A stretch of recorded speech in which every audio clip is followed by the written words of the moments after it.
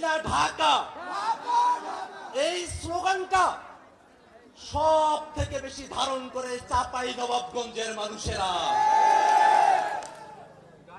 শেখ হাসিনা মাঝে মাঝে চুপ করে ঢুকে পড়তে চায় না।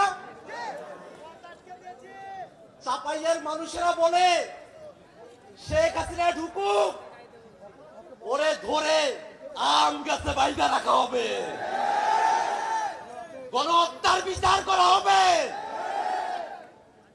বাংলাদেশের মানুষের উপরে দীর্ঘ সময় ধরে এই আওয়ামী লীগ, এই ফ্যাসিবাদী, এই স্বৈরাচারীরা যে নির্মম নির্যাতন করেছে, সেই নির্যাতনকে সায় দিয়ে দিল্লির সরকার বাংলাদেশের সীমান্তবর্তী এলাকাগুলোতে, এই চাপাইতেও মাঝে মাঝেই তারা চাপাইয়ের মানুষদেরকে সীমান্তে এসে গুলি করে হত্যা করেছে।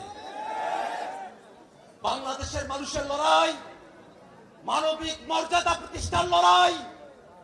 বাংলাদেশের মানুষ নিজেদের মর্যাদা নিয়ে, নিজেদের স্বাতন্ত্র্য নিয়ে, নিজেদের ঐতিহ্য নিয়ে এই বাংলাদেশে বাস করবে। বাংলাদেশের দিকে ওই ভারত, ওই আমেরিকা, ওই চীন আঙ্গুল উঁচিয়ে কথা বলার সাহস করবে না।